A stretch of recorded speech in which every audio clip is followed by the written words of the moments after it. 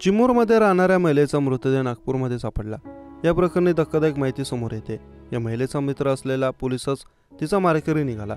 या प्रकरणी चंद्रपूर पोलिसांनी आरोपीला अटक केली असून हत्या करणारा पोलीस आणि महिला हे एकाच शाळेतील शिकले होते, त्यामुळे ते वर्गमित्र होते, पण त्यांच्यामध्ये काहीतरी वाद सुरू झाले होते।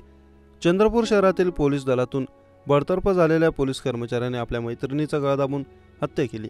यानंतर त्याने मृतदेह नागपूर शहरातील बेलत्रोडी रस्त्यावरील वेळहारी गावाजवळच्या जंगलात पुरला। या आरोपीला चंद्रपूर पोलिसांनी दुचाकी चोरी प्रकरणी अटक केली होती। त्यानंतर ही बाब उघडकीस आली। या प्रकरणात आरोपी असलेला नरेंद्र डाहुले हा बडतर्फ पोलीस कर्मचारी आहे, तर अरुणा अभय काकडे असं हत्या झालेल्या महिलेचं नाव। अरुणा काकडे या चंद्रपूर जिल्ह्यातील चिमूर येथील रहिवासी होत्या। अरुणा या देवांश जनरल स्टोअर्सचे नावाचे दुकान चालवत होत्या।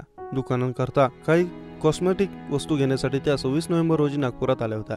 त्यानंतर अरुणा नागपूरच्या गांधीबाग परिसरात पोहोचल्या। दुपारी 12 वाजता अरुणा यांनी पतीला फोन करून नागपूरला पोहोचल्याची माहिती दिली। पतीसोबत बोलणं झाल्यानंतर महिलेचा फोन बंद झाला। संध्याकाळ होऊनही पत्नी घरी न परतल्याने पतीला काळजी वाटू लागली, त्यामुळे त्याने अरुणाचा शोध सुरू केला।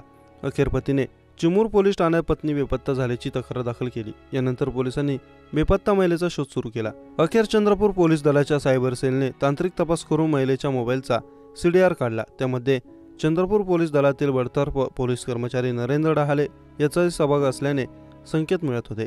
नरेंद्र डाहुले याला नुकतेच चंद्रपूर पोलिसांनी दुचाकी चोरीच्या गुन्ह्यात अटक केली होती आणि पोलिसांनी त्याला ताब्यात घेऊन त्याची कसून चौकशी केली। त्यात त्याने अरुणाचा गळा दाबून खून केल्याची कबुली दिली। यानंतर त्याने मृतदेहाची विल्हेवाट लावण्यासाठी नागपूरच्या काही भागात कार फिरवली।